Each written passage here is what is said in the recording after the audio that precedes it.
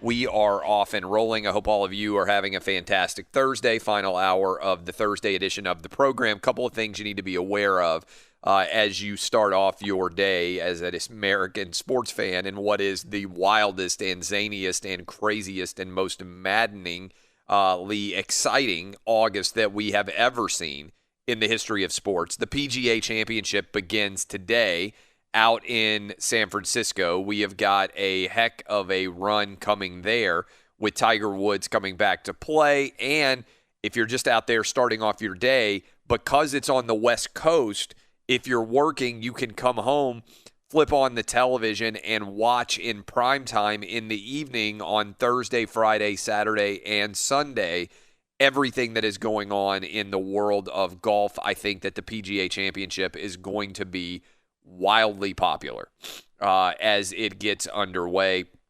We'll talk about that here in a moment, but also 4 o'clock p.m. Eastern deadline for NFL players to opt out of the season because of coronavirus fears.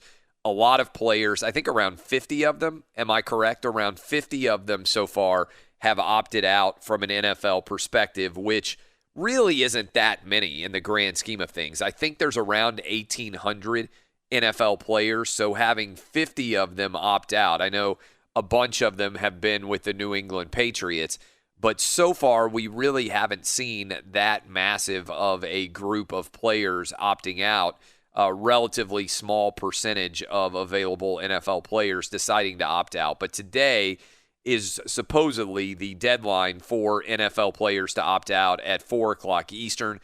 I think I speak for the majority of the show here when we say we are not anticipating a lot of people deciding to drop out of the NFL season, at least at this point in time, because you've already gone through a lot of the protocols. And at this point, why would you suddenly decide to drop out after going through all those protocols? So we'll see. But 4 o'clock Eastern, that is the official deadline. From that point forward, we would at least start to have an idea of all the players that would consider themselves available for this NFL season. It is now August 6th, almost exactly 30 days, about 34 days, I think, until the NFL is officially supposed to kick off. And we would have the start of the NFL schedule with the Texans going on the road against the Chiefs for that opening Thursday night football game. Also, NHL obviously underway. You just heard all about the playoff results that are going on. Major League Baseball positive. For those of you out there who want to actually start off your day with a positive as opposed to a negative, Major League Baseball tomorrow, every team is theoretically going to be back. So the Marlins are back playing, and they've turned into a heck of a story. They are now 5-1. They won back-to-back 7-inning doubleheader games last night. They're in first place in the NL East. The St. Louis Cardinals are scheduled to play on Friday, and assuming they play tomorrow, again on Friday, we would have all of the teams back and ready to roll in the Major League Baseball, which would be a first after nearly 2 weeks without that. Had to pause there to sneeze for a minute, and I am continuing to play through the sneezing. And we have got a return, which I think we deserve giving credit to Rob Manfred for, because all the Corona bros out there were demanding that Major League Baseball shut down when the positive test came out for the Marlins. It seems like a lot longer ago, but that was just last Monday. And so going forward, I think we're going to end up in a really good place with Major League Baseball where hopefully the new protocols that they have put in place mean that the outbreaks are going to become less significant going forward. And it's a good sign at least to get all 30 teams back playing as we get ready for what is frankly about to be a quarter of the way through the Major League Baseball season. I want to bring in the crew. Are you guys as optimistic as I am now that we're going to be able to actually finish the Major League Baseball regular season? Because on Monday of last week and Tuesday and Wednesday, everybody was losing their mind over this. I'm sure they're going to have additional outbreaks. I'm sure there are going to be other games they're going to have to cancel. but it feels like Major League Baseball has withstood the worst of the cancellation demands. Do you agree, Danny G? 1,000%. There were guys like Darren Ravel breakdancing, celebrating the Corona Bros. Yes, about the Marlins. But then we come to find out that the Marlins team had been sloppy. Yeah. And, whether it was going out for coffee or to run errands or to pick up food or doing things outside of the hotel that they knew they weren't supposed to be doing, well, we find out the teams that are following protocol are not really getting sick. And I like the way Manfred handled this. Now, he handled the Joe Kelly thing really bad, so it was like 4 steps forward. And yeah, but in the grand scheme of things, screwing up the Joe Kelly suspension is a relatively small impact, whereas keeping baseball going is a big one. Well, my point is we usually just hear negative things or say negative things about Manfred, and he actually came out with a strong statement that I'm going to keep going. I'm not a quitter. I like how they battled through this, and they're going to do some double headers for 7-inning games and make those up and go by winning percentage, and it makes a lot of sense. And now the other leagues can take this as a model of how to fight through this. Yeah, I don't think there's any doubt. Dub, do you agree? You feel pretty good about Major League Baseball now compared to certainly where they were last week? I mean, I always felt pretty good about it because I have faith that they're going to find a way to get it done. I was like at the driving range last week right after this news broke, and I was just overhearing people talking about it. And everyone is just assuming that we got to shut down the season, and the baseball's not going to finish now, no NFL. I mean, it's like people are so addicted to bad news. I just don't really understand it. It's ridiculous to me. And by the way, did the MLB come down with any punishment for the Marlins for any of this stuff? Not that we've seen so far. I think that's kind of ridiculous. I mean, because if you're not going to punish them at all, with maybe take a few draft picks away from them, then I mean, why you're going to set an example out of Joe Kelly, and you're not going to set an example out of the Marlins, who could have potentially ended the baseball season? I think that's pretty ridiculous as well. Yeah, I think they definitely deserve some sort of censure for misbehaving. I don't think there's any doubt. I think Joe Kelly should throw at them. Yeah, well, that would be a good solution. So he could come back. I think he still has 48 games left on his suspension after throwing at the Astros. Eddie, did you think you do updates? You've got, by the way, so many different sports to get updates in for right now. I love it. Did you think that it was going to be a situation where Major League Baseball was going to cancel last week when you started doing the Marlins updates? Well, I was worried that it was trending in that direction. I mean, Rob Manfred has been pretty outspoken that he intends, barring a disaster, to finish the season. But I was concerned that was going to be the start of something, and then it's turned out to be just 2 teams. So, it looks good to me for baseball. Yeah, and look, I think it becomes easier for baseball to finish as they get further and further into the season, right? I think that's the important part here, because by the weekend, many teams are going to have played 25% of their schedule. They're only playing 60 games. By the weekend, many teams are going to be at 15. Once you get a quarter of the way through the season, you've already committed a decent amount to being able to finish at that point in time, to me. And it gets even more likely. To me, it's far less likely that they're suddenly going to say after 40 games, oh, we can't finish the season, right? Because they want to get to the postseason. This was the difficult time. Early on, right after you start, those idiot Marlin players put Major League Baseball in a tough spot where they had a substantial outbreak literally right when they started, and all the Corona Bros out there, and some of you are like, what's a Corona Bro? And it's a phrase that I made up a couple of months ago. It's the people that you see on social media who only share negative stories. I think it's going to be a phrase that exists long after the coronavirus is gone. At least I'm going to keep it. The Corona Bro, and there is a large contingent of them. The Corona Bro is whoever you know on Facebook or Twitter or Instagram or wherever it is that when you check their feed, all you see is negativity, right? The Corona Bros fall all over themselves anytime somebody tests positive of the coronavirus in sports. They're the first people that post it. 4 seconds after the Marlins tested positive, the Corona Bros, they're falling all over themselves to get their phones out so they can test that there's a positive coronavirus. The Corona Bros are running around oh my God, we got a positive test. Keep doing different Corona Bro voices. All of them basically sound like their testicles haven't descended yet. That's, to me, sort of a vintage Corona bro.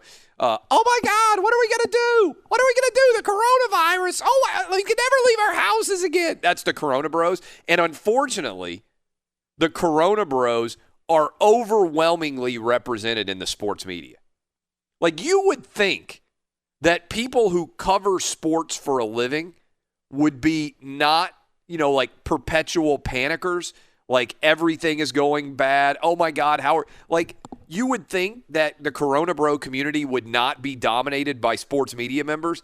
Has that surprised any of you guys like it surprised me? Like, I know that there are a lot of pussy willows in the sports media industry, right? Like, let's not kid ourselves. It's not like people who pull out laptops and write about sports for a living. Like, it's not like you think, oh, that's a really tough group. Like, if you had to fight somebody and you were in a stadium, the people that you would most like to fight are in the press box. Like, if you had to pick a random group, like you and a few buddies are like, okay, we got to get in a brawl. If you're at a sporting event, the people that you would most like to get in a brawl with are in the press box. Like, that is the biggest collection of panty waste in the entirety of the stadium. Like, you don't want to fight with Section 202, right? Section 202, there may be some dudes who have brass knuckles literally that somehow they smuggled in, right? Those dudes may be professional MMA fighters. You don't want to fight with Section 314. You want the press box. If you had to fight to the death with any part of a stadium or arena, you want the press corps that you're having to battle through, right? But even with that as the background, like, I've been overwhelmed by how much of pussy willows the sports media are. Danny G, are you with me? Mm-hmm. Like, like how you literally have your job. Your job is predicated on sports existing. If you are in sports media and sports doesn't exist, you literally have no reason to exist in your profession. I've never seen anything like the number of members of the sports media who are legitimately rooting against sports coming back every single time there's a positive test. And the Marlins last week was a perfect example. It's like they rush to go report the worst possible outcome and are rooting in many ways for sports not to come back.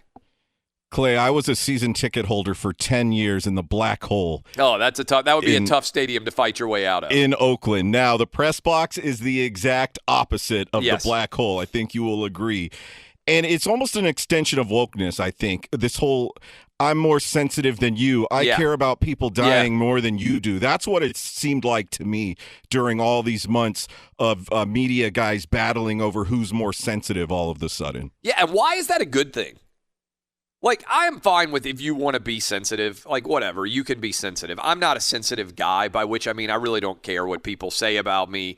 I care what my family says because those people know me. I care what, people I interact with on a day-to-day basis say a little bit. Not that much, I'm going to be honest with you. But I genuinely don't care at all about what people I don't know say. And I also don't go to social media like, I go primarily to social media for information, right? I want to know who's opting out of, like, for instance, 4 o'clock deadline on the NFL. At 3 o'clock my time, I'm going to have my phone out to check because I'm going to be like, okay, are there any players in the NFL that are opting out? But I definitely don't go for all of the Corona bros running around like, oh, well, we have to stop the season now. There's no way we can play, which is what they argue immediately every time anything happens. It's the same thing over and over and over again. And to me, it's fundamentally anti-American. And what I mean by that is America is about finding a way. That's what capitalism is about, really. If you run a business, capitalism is about finding a way to run your business successfully, whether it's a restaurant, whether it's a auto repair shop, whether it is Google, right? Whatever the company is, America is about finding a way. And all of the sports media who are arguing against sports coming back are everything to me that is bad about America. and the rise of social media in general, it's finding a reason to fail, looking for a reason not to do something as opposed to a reason to do something. Look, I've said this for a long time. Props to Dana White. That dude is super rich. He's worth hundreds of millions of dollars. He could have kicked up his feet and said, I got an incredible mansion. Why do I care about getting the UFC back? Right? I mean, that would have been easy for him to do. We're not going to fight another time in the UFC until there's a vaccine that's out there. It's easy to say no. Finding a way to yes is hard. Yet all of these different sports leagues, whether you agree or disagree with them, Rob Manfred in Major League Baseball found a way to yes. Adam Silver, NBA, found a way to yes. MLS, Don Garber, I believe, commissioner, found a way to yes. NHL, Gary Bettman, found a way to yes. Whether you love or hate him, Roger Goodell has so far found a way to yes. Dana White, everybody out there, PGA Tour commissioner, whose name I'm not even aware of, all of them found a way to yes, which is a quintessentially American exceptionalism to me. Find a way to yes. All the Corona bros out there are trying to find a way to no, which is fundamentally the opposite of what America should stand for in my mind. I'm fired up about it. And they want to try and shut everything down, and they wanted to shut down Major League Baseball, and Rob Manfred said, no, I'm not going to allow Major League Baseball to get shut down. And come tomorrow, in theory at least, we are going to have all 30 Major League Baseball teams back up and running, and I think that is a fantastic sign for the return of the NFL and hopefully the return of college football as well, which are the last, I would say college football is the last sport that's out there that's uncertain in any way. Everybody else, it seems like very likely that they're going to be back. All right, Danny G, you want to get a couple of 5-star reviews in here? Yeah, let's do it. I have one Razzie to start with, Clay. All right, hold on. Before you get to that, everybody out there, go give us 5-star reviews. We had the best month ever in the history of the Outkick podcast in July. We've tripled our audience on the podcast since March. Go listen, go subscribe. We got the show up by hour now, so you can go listen to the guest. You can go listen to the segment that you're most interested in. That is a new change that we have got because we got a lot of requests for it. So that is there. What's up? Give us the reviews. All right, before I get to a couple of winners here, how about Audio Guy? I would love to read a couple of I Hate You, Clay Travis. I hate Audio Guy as much as I hate Corona Bros. For people out there who don't know how much I hate Corona Bros, Audio Guy, for years on this program, Audio Guy has been complaining about the audio quality. And Audio Guy, there's a Venn diagram. Audio Guy and Corona Bro are basically the same person in my mind. His iTunes handle, Navigator 2020. His title, Annoying Microphone Noise. Can you please stop, in all capitals, that very annoying microphone banging/rubbing sound while Clay is talking? I literally stopped listening to your show 2 years ago because of that rubbing sound, and now it's back. I honestly don't even know what this guy is talking about. It's when you touch your headset. So he's upset, Turn the like music when I do down. this? We have... Hold on. Do we have audio of it? We have Sam in for Roberto. No, I want you to do it live on the air. You want me to touch my... so Audio Guy is about to just lose his mind over this? Yep. Like this? Is that what it just bothers like him? when you're talking, sometimes you adjust your headset. Yeah, that's what people do who wear headsets. They adjust their headsets. Let's see if we can hear it. Like... Oh, right now? Yeah, move your headset. I don't know. I mean, that's me moving my headset. Is that noticeable? And we're all going to be listening for it now. I mean, look, I wear a headset. It's really not all that noticeable, but this guy must be listening on Bose 425E, like the 2021 unreleased Bose headphones. Audio Guy is like audio. If you listen to anything and you complain about the audio, I can't tell you how much I want to strangle you to death and watch the last breath leave your lips. I hate Audio Guy with every fabric of my being. If Audio Guy were here right now in my home studio, I would just slowly choke him to death, and I would be like, here's audio for you. That's the last gurgle of breath that you will ever share in your life. So Audio Guy has jumped into the reviews. Yes. How many stars did Audio Guy give? He gave you 2 stars. He 2 says, stars. Clay, stop rubbing it. Bye until you fix it. Any decent sound engineer would put a stop to it. Stop. What did he say? Stop rubbing it? Yeah. Read it again. Stop rubbing it. Bye. Stop rubbing it. That's what that's been a fail ever since adolescence.